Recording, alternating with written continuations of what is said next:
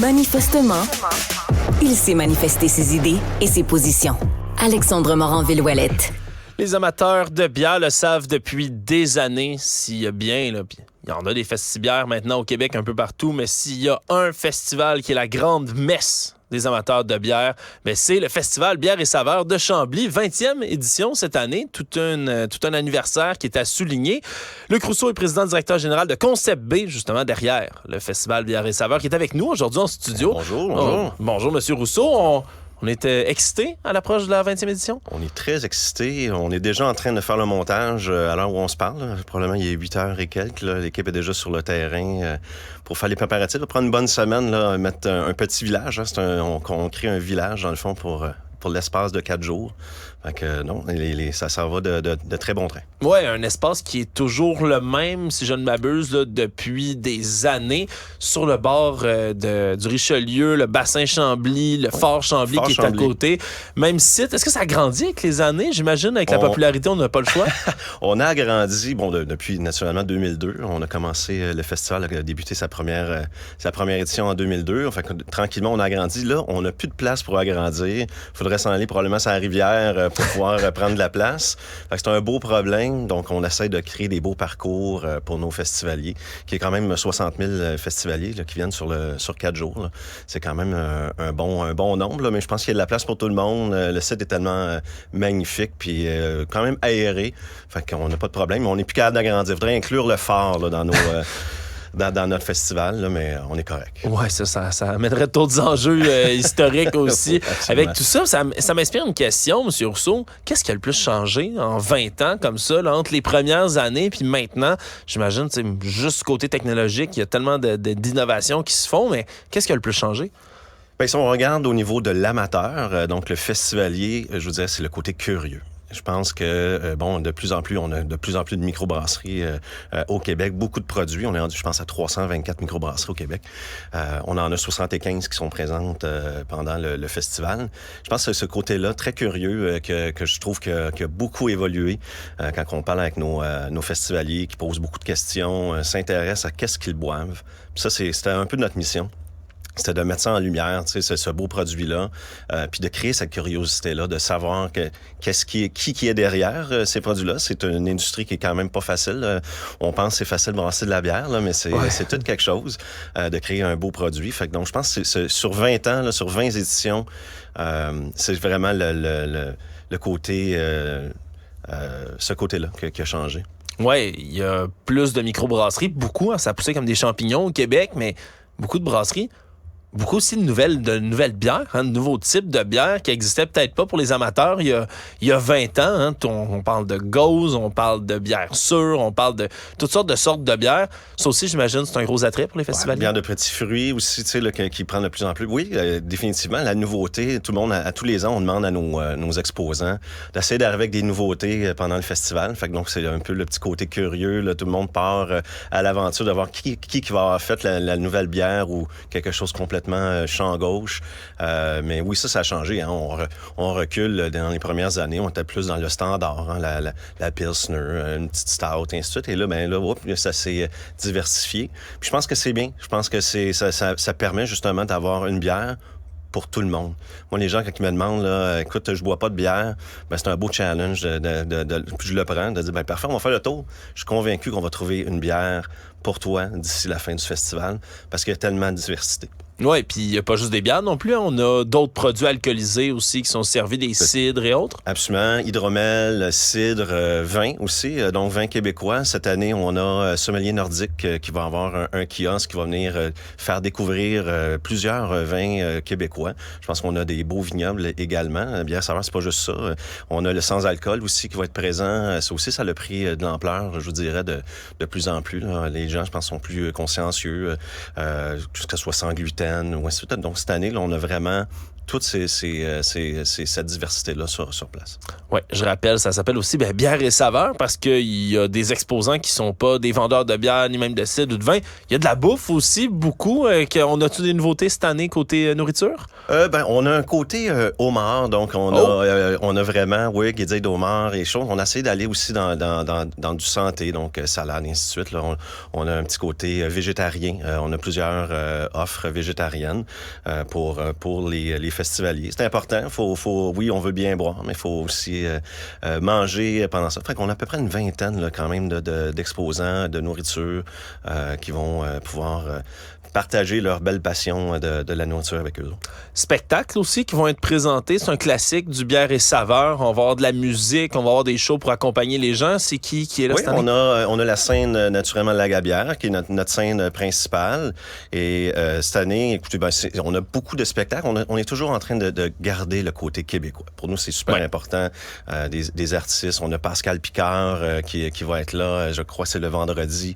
On a le Diable à 5, un petit retour sur la musique traditionnelle. Jadis, 2002, quand on a parti le festival, on était plus dans une Nouvelle-France, ainsi de suite.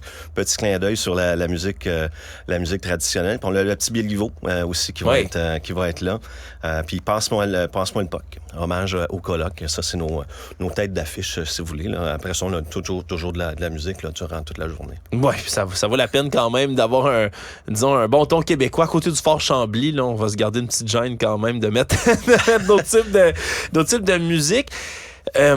Tout ça, évidemment, les événements, on le sait, ça se compose maintenant en 2023 avec toutes sortes de défis qui sont généralisés dans la société, mais qui viennent particulièrement affecter les festivals, à commencer peut-être par la pénurie de main-d'œuvre. C'est-tu un enjeu pour vous cette année? Je vais toucher du bois. Hein, ça tombe bien que ça va bien, honnêtement. Autant même dans les bénévoles. On a toute notre force bénévole. Ça prend beaucoup de bénévoles. Nous, c'est à peu près 300 bénévoles pour l'organisation du festival. On a des employés naturellement temps plein également, mais ça va bien vraiment de ce côté-là. Par contre, c'est sûr que c'est des coûts. Hein.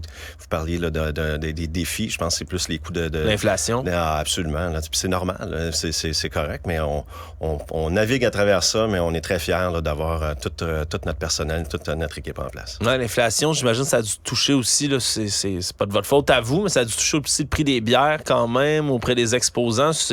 Matière première, le houblon, le malt, et ainsi de suite, mais tout a augmenté définitivement. Mais je pense que c'est une belle communauté qui se tient les coudes serrés.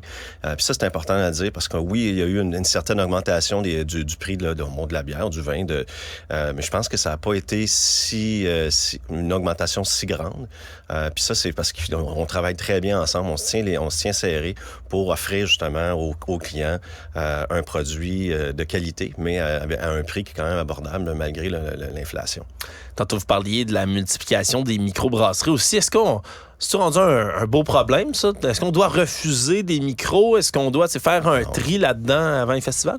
Non, au contraire, moi je pense que durant un festival, c'est la plus belle vitrine justement pour venir découvrir, parce que oui, il y en a beaucoup, il y en a d'autres qui se rajoutent, puis c'est le bon moment. Je pense que les festivals brassicoles ont plus que jamais justement la cote par rapport à ça, parce qu'il y en a tellement que, on crée un petit village de microbrasseries. C'est comme une rue principale où est-ce que tous les kiosques, c'est toutes des microbrasseries, et puis on peut rentrer dans chacun de ces commerces-là, à même le Fort de Chambly.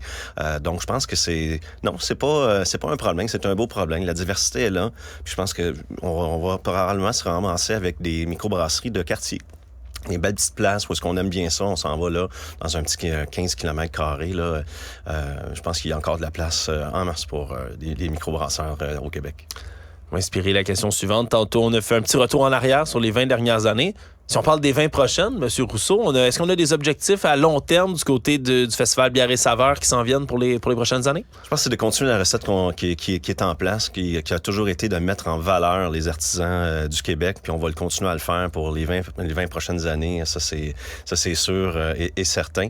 Je pense que c'était ça notre mission quand on a parti ce festival-là. 20 ans plus tard, on est très fiers d'être là.